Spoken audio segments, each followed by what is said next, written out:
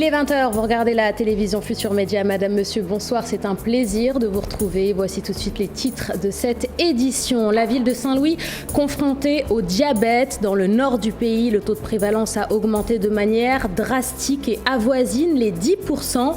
Obésité, hypertension artérielle et sédentarité à Saint-Louis. Plusieurs facteurs expliquent l'augmentation du nombre de diabétiques.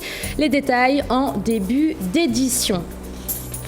À Kaolack, les transactions d'argent sont perturbées. La raison, la circulation de pièces de monnaie illisibles qui sont refusées par de nombreux commerçants et transporteurs. Une situation qui a poussé le directeur de la BCAO à s'exprimer. Sa réaction dans ce journal. En sport, 6e journée des éliminatoires pour le mondial de 2022. Demain, dimanche, le Sénégal va faire face au Congo. Un match qui va clôturer le deuxième tour et qui se jouera sans Sadio Mané, blessé depuis jeudi dernier. Une rencontre dont nous parlerons dans la page des sports. L'actualité musicale sans surprise, dominée par la sortie hier du nouvel album de la star planétaire Youssou N'Dour. Alors que les nouveaux titres de l'opus sont déjà en tête de classement, en fin d'édition, vous découvrirez en exclusivité l'un des clips de l'album du roi du Mbalar. Je ne vous en dis pas plus, la surprise, ce sera tout à l'heure. Voilà pour les titres de cette édition. Restez avec nous, le développement, c'est dans une poignée de secondes.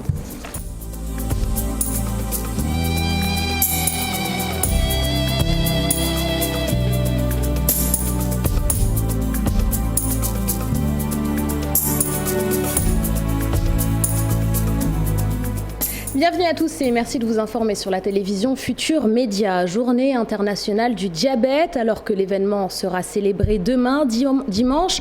Direction la ville de Saint-Louis où de nombreux habitants sont touchés par la maladie.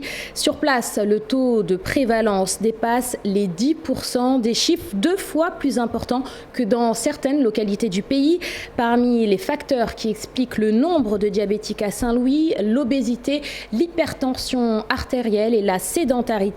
Dans le nord du pays, les malades demandent l'installation d'une unité spéciale de prise en charge. Reportage de nos correspondants sur place, Ousseynou Diop et Habib Sek. Le diabète est une maladie qui continue de faire des ravages dans le nord du pays. À Saint-Louis, plus de 10% de la population sont diabétiques. Révélation faite par le président de l'association des diabétiques de Saint-Louis à quelques heures de la célébration de la journée internationale du diabète. Plus particulièrement à Saint-Louis où le taux de prévalence en 2010 déjà, c'était à 10,4%. Au moment où la moyenne nationale, c'est 3,4%. Le taux de prévalence inquiète les patients de Saint-Louis. Selon leur président, plusieurs facteurs expliquent cette situation, notamment l'obésité, la sédentarité et l'hypertension artérielle. Qui occupait 48% avec le professeur Abdoukan. La sédentarité, 56,2%. Et là, sont des facteurs qui poussent vers cela. Les diabétiques et autres associations de soutien des malades sont de la mobilisation. Ils invitent surtout la population à se faire dépister, mais aussi à pratiquer l'activité sportive. La sédentarité, l'obésité, le surpoids sont des facteurs de diabète. C'est la raison pour laquelle l'activité d'aujourd'hui donne tout son sens dans le cadre de la sensibilisation, mais aussi de l'éducation. Verser le taux de prévalence, et c'est possible. Avec l'OMS, j'ai lu quelque part 60% des diabétiques de type 2 pouvaient ne pas être diabétiques. Donc il suffit de relever le niveau de connaissance pour inverser le taux de prévalence. À Saint-Louis, les malades du diabète réclament une unité de prise en charge des patients qui se déplacent parfois jusqu'à Dakar pour se soigner. Ici, chaque semaine, 3 patients subissent des amputations liées à cette maladie. Absence de structures sanitaires, de routes et d'électricité au niveau de la frontière sénégalo-gambienne. Le quotidien des populations est difficile. Dans la commune de Tankon, par exemple, les malades sont évacués en Gambie afin de pouvoir se faire soigner à temps. Bakary Konté et Khalid Diamé ont rencontré ces populations qui demandent de meilleures conditions de vie. Je vous propose de suivre leur reportage. Les populations de Sinthiou-Tankon traversent le calvaire, elles ne savent plus à quel sein se vouer. Les femmes de Kabada sont tellement fatiguées que si tu es enceinte, avant que tu arrives à l'hôpital, tu vas mourir sur la route ou bien accoucher sur la route. Parce que c'est les charrettes de l'âne. Je vous donne un exemple. Quand mon petit enfant est malade, sur la route, elle est décédée sur mes mains. Nous sommes très fatigués. Nous demandons de l'aide Dans cette localité frontalière à la Gambie, les populations sont souvent évacuées dans ce pays voisin. Un fils de la localité vient de construire un poste de santé pour mettre fin à ces difficultés.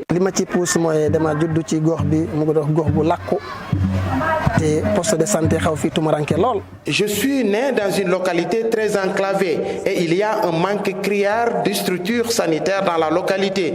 Et depuis le temps de mes ancêtres, on a des difficultés pour se soigner et certains malades sont obligés de se rendre jusqu'en Gambie pour se faire consulter. Cela est anormal et m'a toujours choqué. C'est ce qui m'a poussé à construire ce poste de santé.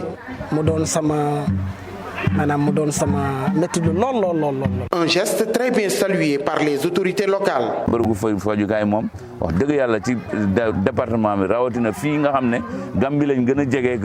ay faawun seen nu mu tëddee waaw tànko seen chef lieu de commune bu amee lu mel nii nga xam ne day répondre problème santé day régler problème santé soxna yi ak ndaw yi lu ñu war a rafetlu la loolu moo tax na vraiment ñu ngi ko ci gërëm bu baax ci gërëm yi aussi dañoo mën a fàtte sunu soxna bu baax bi di docteur Anna Seck Ndiaye parce que daf ci dugal loxom bi mu pare yëf yi daf ko tàllal loxom ne ko bëgg pare naa poste bi bëgg naa am moyen thérapeutique maanaam garab mu dugal loxom jàppale ko. Les populations de Sinthiou Tankon attendent avec impatience l'arrivée du personnel sanitaire pour mettre fin à leur calvaire. Parlons de toute autre chose à présent. Je vous le disais en titre, à Kaolack, de nombreuses pièces de monnaie ont été tellement utilisées qu'on ne peut plus lire les chiffres qui sont écrits dessus. Impossible donc pour les populations de reconnaître la valeur de ces pièces de monnaie. De ce fait, les transactions d'argent sont devenues difficiles car de nombreux commerçants refusent catégoriquement de se faire payer avec des pièces usagées. D'après le directeur de la BCAO au Sénégal, ces pièces, même si elles sont usées, gardent leur valeur. Elles sont toutefois échangeables au niveau de l'institution bancaire. Suivant ce reportage, il est signé Pabbaye Diao et Faligay. Ces pièces de monnaie sont toujours valides malgré qu'elles ont été usées par le temps et la fréquence des transactions. Pourtant, commerçants et transporteurs les rejettent très souvent. Qu'il y a quelques réticences de la part des commerçants et des transporteurs à accepter donc les pièces de monnaie. Nous leur avons rappelé que tout ce qui concerne la monnaie, c'est un communiqué officiel de la Banque centrale. Ces pièces donc continuent à avoir cours légal. Ceux qui ont des difficultés avec leurs pièces de monnaie peuvent les échanger à la BCAO. Et nous avons dit en tout cas aux transporteurs ainsi qu'aux commerçants que ceux qui détiennent aujourd'hui, et ça je leur lance à nouveau l'appel, tous ceux qui détiennent un stock de pièces qu'ils n'arrivent pas à faire circuler ou remplacer, qu'ils peuvent venir les mercredis et les jeudis à la BCAO, on va les changer. Mais j'ai également demandé aux banques, aux directeurs généraux des banques de sensibiliser leur agence régionale pour que ces pièces soient acceptées sans aucune réserve. Lors de sa visite à la foire internationale de Kaolack, le directeur de la BCAO au Sénégal n'a pas manqué d'insister sur les opportunités de la région en termes de partenariat avec les systèmes financiers qui peuvent aider les opérateurs économiques à relancer leurs activités. Parlons entrepreneuriat féminin. Dans la région de Thiès, de nombreuses femmes se sont lancées dans le secteur de l'agriculture. Dans un village situé à 5 km de la ville de Thiès, une centaine de femmes travaillent dans le maraîchage et ont créé leurs propres entreprises. Nos correspondants Charanta Diop et Seila Tir ont rencontré ces femmes qui sont de véritables modèles dans leur localité. Nguembe Keur Massar, situé à 5 km de Thiès, ici les femmes de cette localité s'activent dans le maraîchage sur plus de 3 hectares de terre. Ces braves femmes veulent aussi faire de ce périmètre un périmètre phare, modèle. Le Baïdoundé est devenu une réalité dans ce village. Baïdoundé est devenu une réalité grâce à un homme généreux, grâce au plaidoyer pour l'accès des femmes à la terre à partir de l'initiative Kilimanjaro. Nous avons pu obtenir pour le groupement Takku Liguey de Nguembe Keur Massar 3 hectares, généreusement donnés par un notable de ce village. Depuis 2016, c'est la femme qui est au cœur des questions liées à l'alimentation. La finalité de ces 3 hectares, c'est une entreprise économique où les femmes de Nguembe, les jeunes mais les hommes, pourront y voir vraiment leur situation socio-économique s'améliorer. Donc c'est des unités économiques que nous promouvons. Promouvoir des unités économiques, les femmes de Nguembe y trouvent leur compte. Des centaines d'emplois sont créés. Tout ce que nous récoltons dans ce champ, nous allons à Thiès pour les vendre. Et c'est nous-mêmes qui assurons la dépense quotidienne. C'est dans ce sens que les partenaires allemands ont mis en place un réseau goutte à goutte sur 1 hectare pour que les femmes puissent pratiquer une agriculture saine et durable. Hier, vendredi, l'historien universitaire et homme politique Abdoulaye Bathily animait une conférence sur la démocratie en Afrique. D'après Abdoulaye Bathily, la limitation des mandats est la condition indispensable à l'évolution progressiste de tout pays. D'après lui, les chefs d'État doivent apprendre à céder leur place et à ne pas s'entêter. Retour sur cette conférence, c'est avec Habib Faye et Mardien. Le moins que l'on puisse dire, c'est que la démocratie ne se porte pas bien en Afrique. C'est l'avis du professeur Abdoulaye Bathily lors de la conférence organisée par Trust Africa. Je parlais de défaillance du leadership. C'est que c'est un manque d'intelligence. Parce que ces forces de défense et de sécurité, même si au niveau supérieur, elles sont contrôlées par des éléments qui ont partie liée à ceux qui contrôlent l'État pour le moment présent, la grande masse ne suit pas toujours. Et c'est ça qui amène à des coups d'État, parce que tant va la cruche à l'eau qu'elle se casse. Il fait les diagnostics d'États africains déséquilibrés. Malgré les alternances, parce qu'il y a eu beaucoup d'alternances dans nos pays, un peu partout, des équipes ont été soit battues aux élections ou renversées par des coups d'État militaires, mais elles ne tirent pas les leçons de leurs prédécesseurs, de ce qui a amené leurs prédécesseurs à la chute. Mieux, il propose des solutions de sortie de crise. La jeune génération doit prendre conscience de ces dérives et ne pas tomber dans cette tendance, dans ces dérives qui mettent en péril la communauté nationale dans son ensemble. Comment surmonter les crises et consolider la démocratie? Une interrogation à multiples réponses en Afrique d'après Abdoulaye Bathily. La limitation des mandats reste une condition indispensable à l'évolution d'un pays, soutient-il. Identité et différence, c'est le thème de l'Assemblée générale de l'Académie africaine des sciences religieuses, sociales et politiques. Créée en janvier 2016, l'organisation a pour objectif d'engager des réflexions sur le continent africain. Et pour parler de l'Afrique, qui de mieux que les Africains eux-mêmes? Ce samedi, plusieurs personnalités intellectuelles et religieuses ont participé au débat. Compte rendu avec Lamine Fall et Amadouba. L'Assemblée générale constitutive de l'Académie africaine des sciences religieuses, sociales et politiques s'est tenue ce samedi à Dakar sur le thème identité et différence. L'identité, comme je vous l'ai dit, c'est un terme qui semble être simple. C'est ce que je suis. Mais en réalité, qui je suis? S'interroger sur l'identité nous amène dans un questionnement permanent de ce que nous sommes. Un individu ne peut pas se définir dans son identité s'il s'isole de la communauté dans laquelle il vit. La différence, c'est l'élément qui crée la complémentarité. Parce qu'être d'une communauté, ça veut dire que nous mutualisons ce que chacun de nous a dit de spécifique et d'identique. C'est la raison pour laquelle les deux notions convergent, identité et différence. La présence de sommités témoigne de l'importance et de la solennité de l'événement. Parmi les sommités qui sont là, je vais citer, on va déjà citer nos autorités religieuses. Il y a deux cardinaux qui sont là, le cardinal Sarr. Nous avons un cardinal qui nous vient du Nigeria, le cardinal John Onayekan.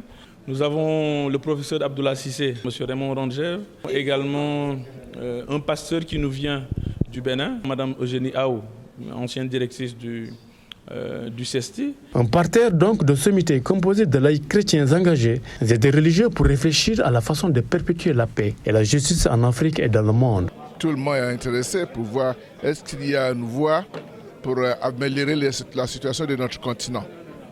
Parce que quand on regarde le monde d'aujourd'hui, d'Europe en Amérique, Amérique à l'Asie, il semble que l'Afrique continue à rester derrière. Nous ne pouvons pas continuer comme ça. Alors ça donne une réputation mauvaise à notre peau noire. L'Académie africaine des sciences religieuses, sociales et politiques se veut un lieu de rencontre des compétences permettant une plus grande visibilité et représentativité de l'expertise africaine.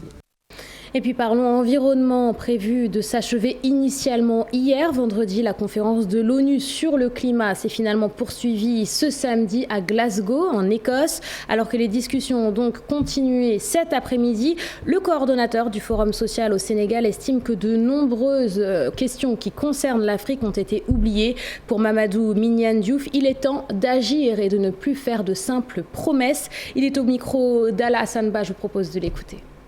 Cette journée rentre vraiment dans le cadre de notre participation à la COP, mais d'une façon faite à distance et dans une démarche d'analyse des conclusions et des recommandations et dans une perspective aussi de voir, mais vers où maintenant on va après Glasgow, qu'est-ce qui va se passer après? Les engagements qui ont été pris, est-ce qu'ils peuvent être davantage continuer à être respectés? Si ce n'est pas respecté, qu'est-ce qu'il faudrait faire? Est-ce qu'il faudrait sanctionner? Qui peut sanctionner et qui ne peut pas sanctionner? Mais on a aussi donc essayé de voir quelle ont été la place de certaines questions comme la dette, l'eau, l'agriculture et l'agroécologie dans les débats à Glasgow. Et on se rend compte que dans la déclaration finale, ces questions n'ont pas été suffisamment prises en compte, alors que ce sont des questions essentielles pour nous. Les promesses, c'est bon.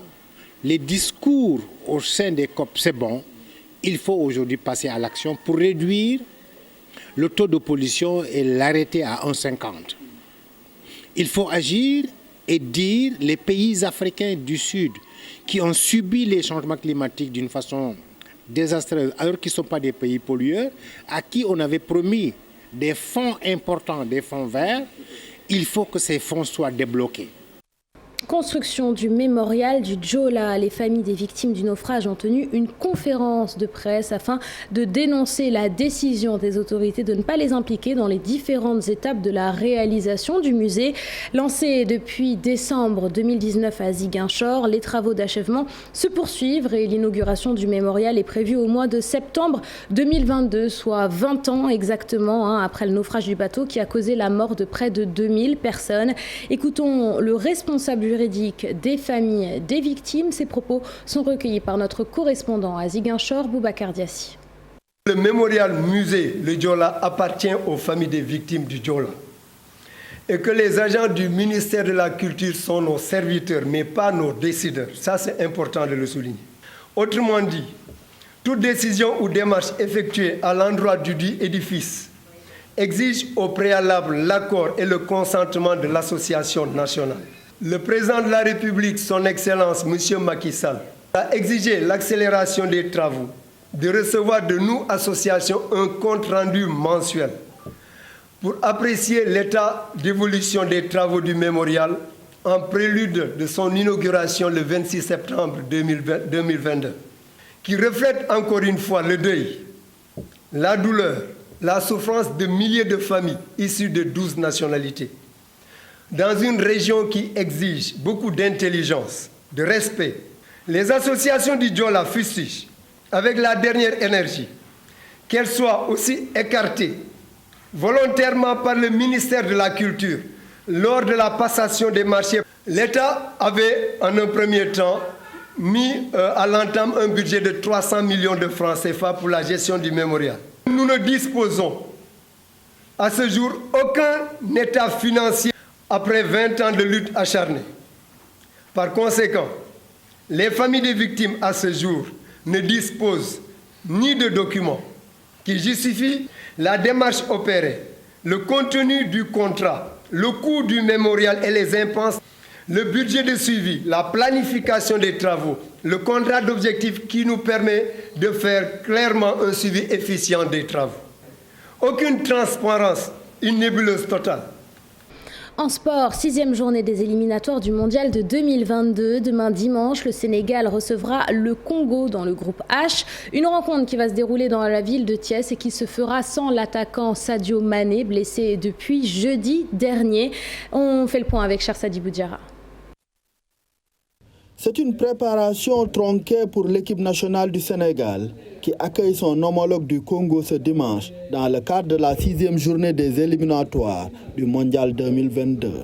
En plus, le sélectionneur Aliou Cissé ne peut compter sur Sadio Mané et Ballo Touré blessé. Non, tout le monde est là et il n'y a pas eu beaucoup de temps de préparation. Comme vous le savez, on est revenu avant-hier dans la nuit et hier il y a eu une séance d'entraînement avec un groupe divisé par deux. Le premier groupe qui est resté en soins parce qu'ils ont joué plus d'1 heure ou 90 minutes. Et le reste ont fait une séance assez légère et très intéressante. Les Lions sont déjà qualifiés au barrage depuis la 4e journée. Le duel face au Diable Rouge est considéré comme un match de test. Il y aura des possibilités effectivement d'élargir le groupe et de donner plus de temps de jeu aux garçons qui n'ont pas l'habitude de beaucoup jouer, mais tout en restant quand même cohérent, tout en gardant l'équilibre de l'équipe, parce que la chose la plus importante aussi, c'est cette préparation de la CAN, et aujourd'hui on a l'opportunité avec ce dernier match de pouvoir le faire. Le match de demain sera intéressant, effectivement, parce que Sadio n'est pas là. Nous allons voir qu'est-ce que le Sénégal aujourd'hui est capable de faire sans Sadio Mané, tout en sachant que il y aura des matchs, forcément, on ne jouera pas sans lui ou sans eux, et pourtant il va falloir rentrer sur le terrain pour gagner et faire un bon résultat.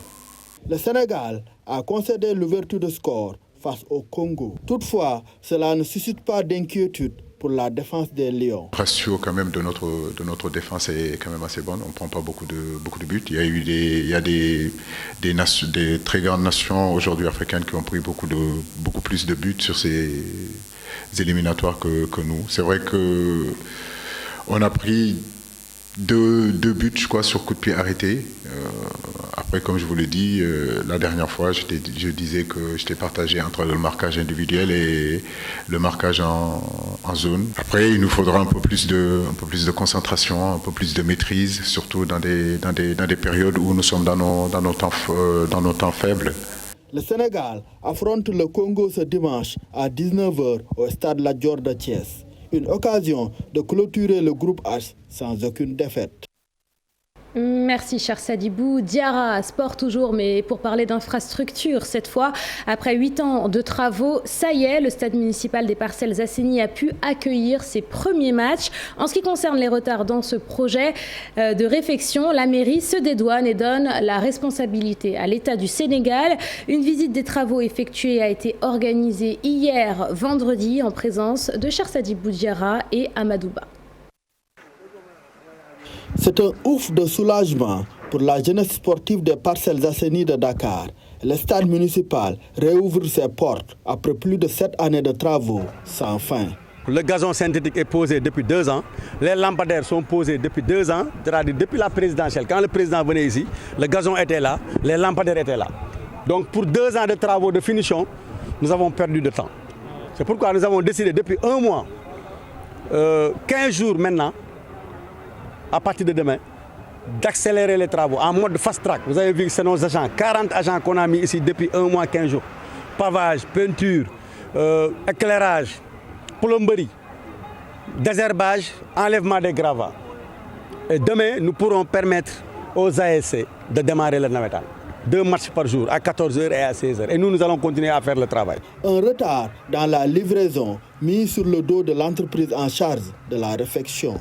Il reste qu'à faire le coulage, la toiture que vous voyez ici, le gazon synthétique, le but et la turbine démontable de 1000 places de l'autre côté. Ça fait maintenant 5 ans, 2016-2021.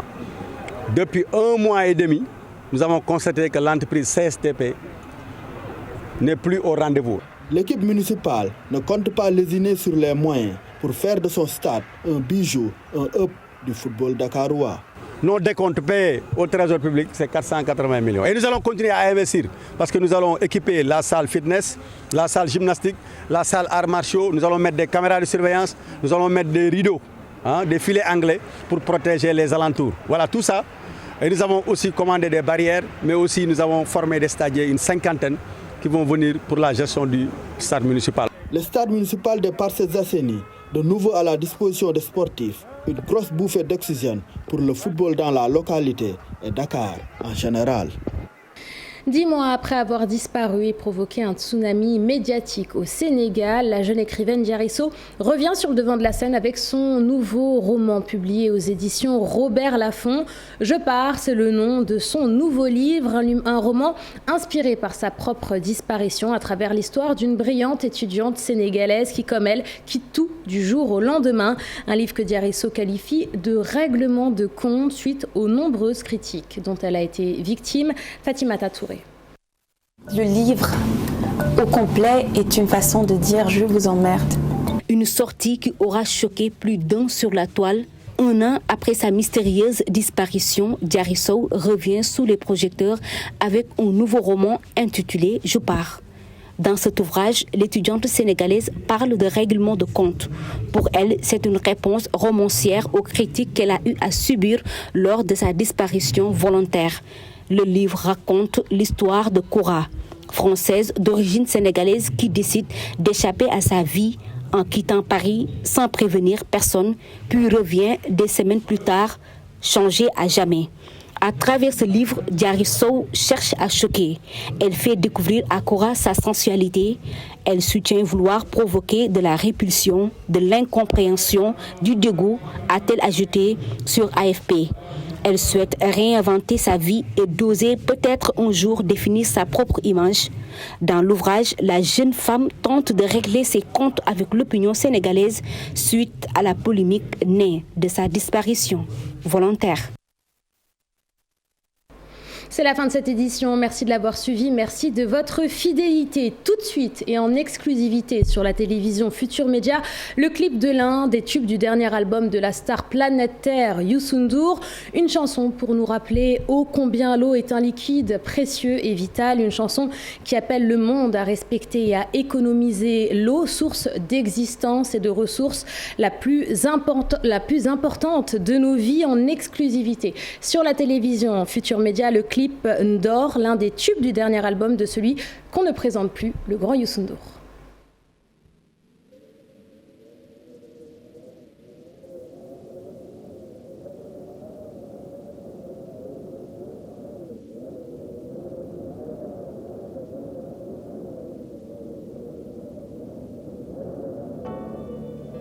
Sa joie, sa pudeur font sa face cachée. Son parrain et ses formes, sa force, celle que je vous chante, vous est familière. Elle est utile et belle, elle a révélé la beauté du monde. On l'acclame paradis. Bectema, suturese, de flamengo, batina. Zaïsa, Meloya, Mowane, Gata. Limay misal ngeen xam la, am na njariñ te rafet na, mu génne taaru àdduna, moom la ñu bàkke aljana, waxtaane ko taxaneek nañ ko fonk sakkanal ko géej gaa ngi nii def gaa ngi nii dara gënu la neex taw bi bu weddi laajal baykat ba ci la ñuy roose seen tool ya wala nga laaj ko sàmmkat ba ci la ñuy nàndale jur ga ndox daal am na njëriñ baax na dara gënu la neex taw bi taw daal njëriñ la ci